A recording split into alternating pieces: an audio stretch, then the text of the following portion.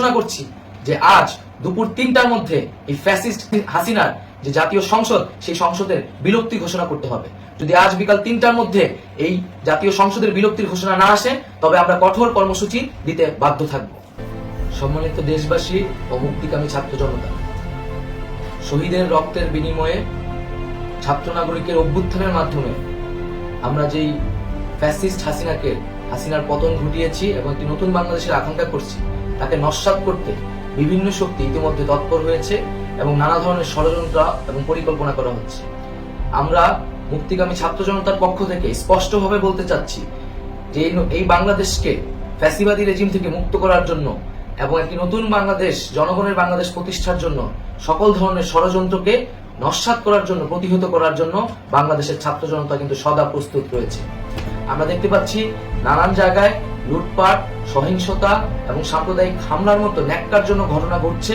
আমরা তীব্র নিন্দা জানাচ্ছি এবং আমরা মুক্তিকামী ছাত্র জনতার প্রতি আহ্বান জানাচ্ছি যে এই ধরনের ঘটনাকে প্রতিহত করার জন্য আমাদেরকে প্রস্তুত থাকতে হবে, আমাদেরকে দায়িত্ব নিতে হবে। কেউ যাতে এই আন্দোলনকে নস্যাৎ করার জন্য এই ধরনের ঘটনা ঘটানোর সুযোগ না পায়, সেদিকে আমাদের সদা সতর্ক থাকতে হবে। আমরা আরো দেখতে পাচ্ছি যে রাষ্ট্রপতি গতকাল বলেছিলেন যে অনতিবিলম্বে তিনি জাতীয় সংসদ বিলুপ্ত করবেন, কিন্তু আমরা এখনো দেখছি যে একটি অভ্যুত্থানের পরেও এই ফ্যাসিস্ট হাসিনার জাতীয় সংসদ রয়ে গেছে।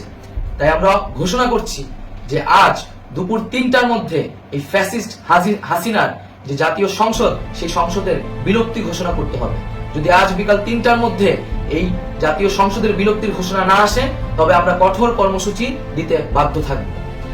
এছাড়া বন্ধুগণ, সবার জন্য আমরা জানাচ্ছি যে আমাদের যে অন্তর্বর্তীকালীন সরকারের কথা আমরা বলেছি, সেই সরকারের প্রধান উপদেষ্টার নাম আমরা ইতিমধ্যে ঘোষণা করেছি এবং এই সরকারের অন্যান্য উপদেষ্টা সহ সামগ্রিক রূপরেখা আমাদের প্রস্তুত রয়েছে।